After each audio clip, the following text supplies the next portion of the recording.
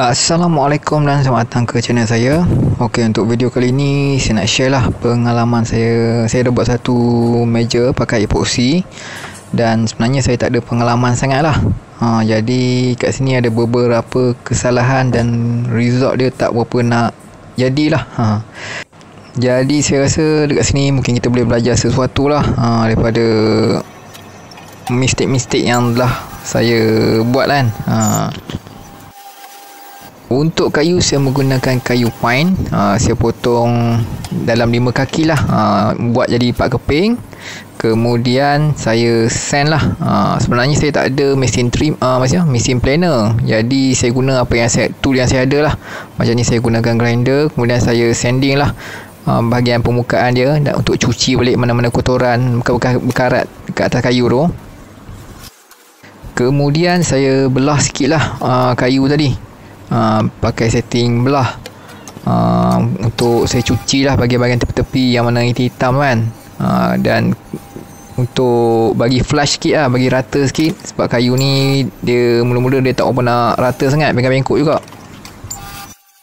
Bagi yang pernah subscribe channel saya mungkin tahulah sebenarnya saya kalau kitchen cabinet tu memang saya boleh buat lah. Dan kebanyakan daripada video-video saya adalah mengenai kitchen cabinet. Cuma saya teringin ada satu meja menggunakan tabletop epoxy. Yalah, tukang kayu kan, teringin nak pakai lah benda-benda epoxy ni. Nak cuba try lah. Cubalah tu try pula.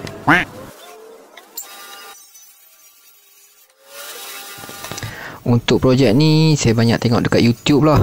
Kalau dekat nak tanya orang, tak jumpa lah. Saya tak jumpa orang yang betul-betul pandai buat pasal epoxy ni. Jadi saya tengok video-video kat YouTube lah.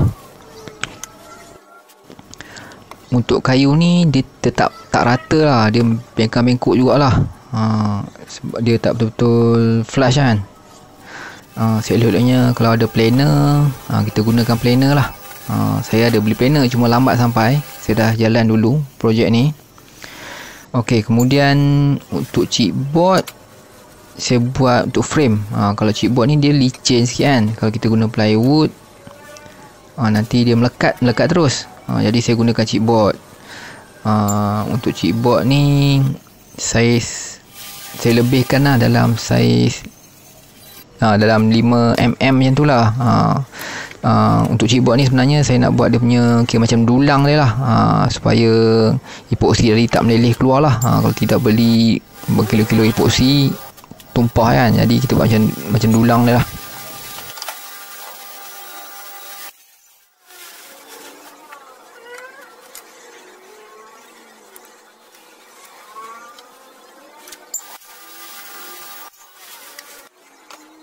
Okey, kemudian saya assemble lah dia punya frame tadi tu.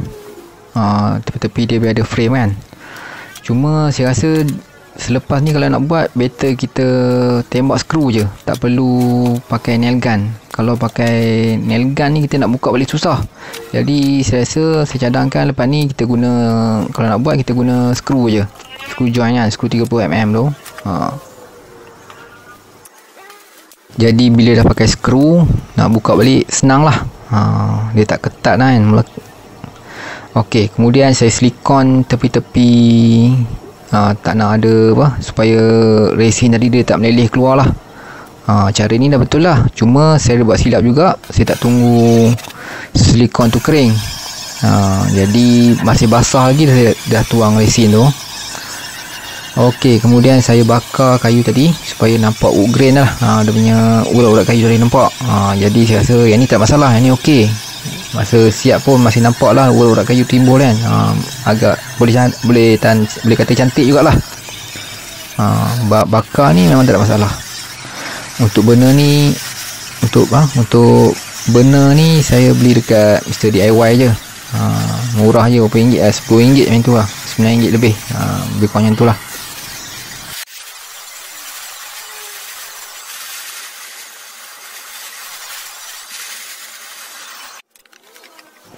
Okey, kemudian saya pakai mesin trimmer saya. Trimmer ni saya pakai bit yang curve lah, bahagian tepi dia curve kan. Jadi dia tak tajam lah. So saya trim bahagian tepi je lah. Untuk yang tengah-tengah tu saya tak trim pun. Kat tepi je biar ada curve sikit lah.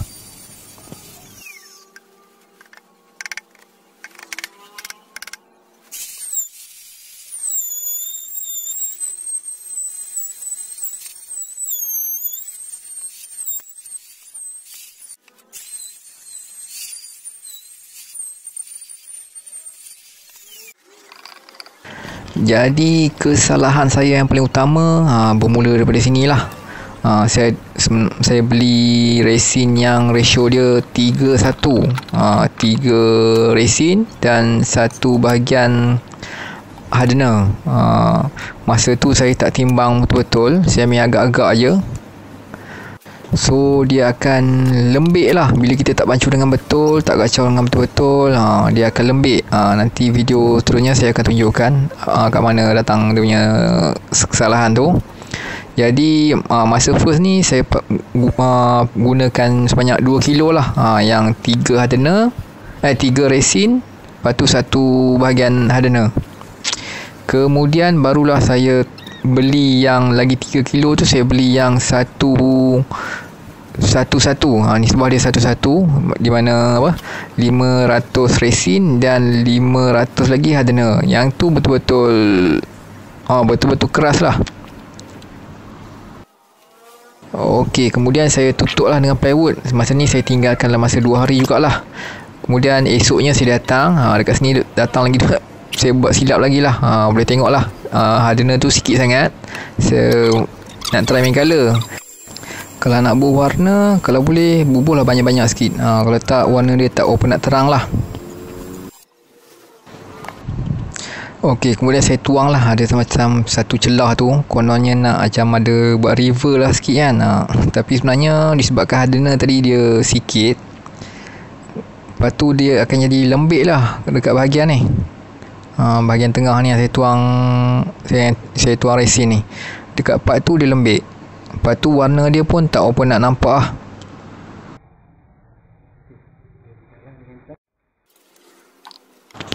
Kemudian bertambah-tambah lah saya buat silap.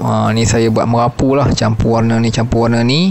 Kemudian saya ingat saya nak tuang lah kat celah-celah kayu tu, tapi dia tak nak masuk. Sebabkan masa saya tinggal 2 hari tu dia dah kering. Jadi jadilah macam tu.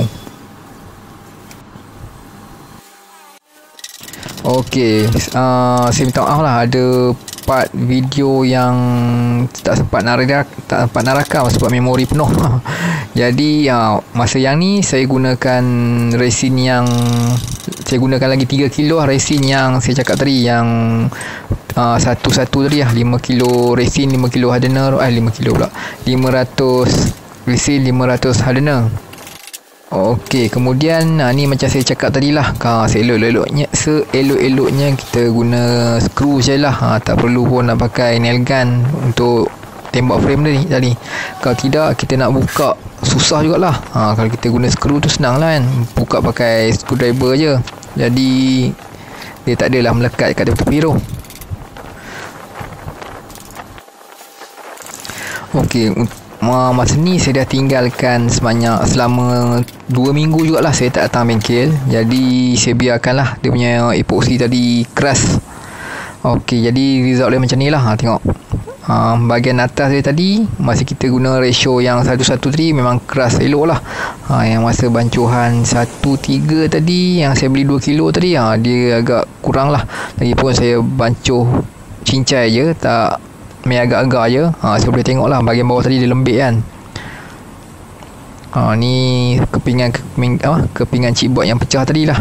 Okey, satu lagi saya cakap, ada orang bagi tahu kat saya lah, kawan saya tu dia main epoxy juga, cumanya dia tak main benda yang besar-besar macam ni lah, macam tabletop. Dia buat craft je.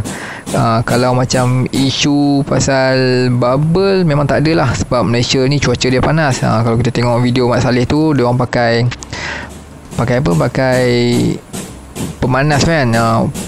Pemanas tu bagi hilang bubble. Tapi kalau kat Malaysia ni, betul lah apa yang dia cakap tu, kita tak perlu pun nak pakai pemanas tu, sebab isu pasal bubble memang tak ada lah. boleh tengok daripada sini lah. Ada beberapa bahagian yang tak berapa, dia kering tapi dia lembik. Mungkin sebab dia punya bancuhan tadi tak betul lah. Disebabkan beberapa bahagian tak berapa nak cantik bahagian tepi tu, jadi saya potong sikit lah tepi-tepi tu.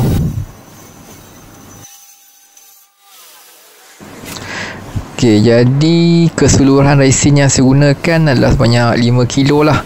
Yang mana mula-mula saya beli ratio 1:3 tadi, saya beli 2 kilo. Kemudian saya beli lagi 3 kilo yang ratio dia 1:1 tadi. 500 resin, 500 hardener. Jadi keseluruhan kerugian dalam RM200 jugalah untuk ke semua epoxy tadi, untuk dapatkan saiz yang macam ni. Nampak macam banyak jugalah. Mungkin dia tak ada meleleh keluar pun, cuma dia mungkin dia meresap ke dalam kayu lah. Masa ni pun nak angkat top ni pun dia agak berat jugalah. Kemudian saya tukar kepada setting belah, nak cuci bahagian tepi-tepi tu. Masa tu memang agak susah jugalah, sebab ada bahagian dekat bawah dia tu masih basah, jadi melekat lah tetel besar. Boleh tengok daripada video ni lah. Walaupun video ni sebenarnya dah speed, video ni dah speed dah, tapi dia kita nak dapat botok nak belah tu agak susah jugalah, sebab dia melekat kan. Lepas tu dia berat, lepas tu dia melekat ke bawah. Lepas tu boleh tengok lah, lama jugalah nak dapat belah, nak dapat cuci bahagian tepi tu. Okey, selang beberapa hari saya punya mesin planer saya dah sampai. Saya beli yang jenis macam ni je lah. Cumanya saya ingat nak bagi rata lah sikit. Ada bahagian atas dia tak apa nak rata elok, jadi saya nak pakai lah mesin planer tadi. Jadi dia berlekuk lah, sebab saya tak pernah guna pun mesin planer ni. Tak pernah test lah. Jadi dia berlekuk-lekuk. So saya pernah give up nak planer semua. Saya takut dia rosak lagi teruk lah. Jadi saya sanding balik lah bahagian yang saya planer tadi. Kemudian saya sanding pakai sandpaper je lah.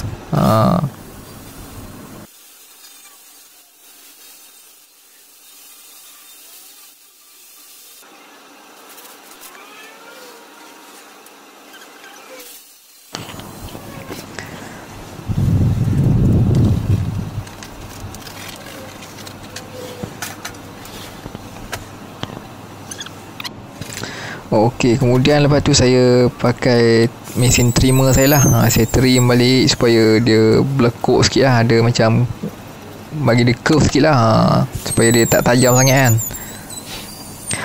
Kalau nak pakai trimmer ni, elok-eloknya kita pakai spek mata lah. Spek mata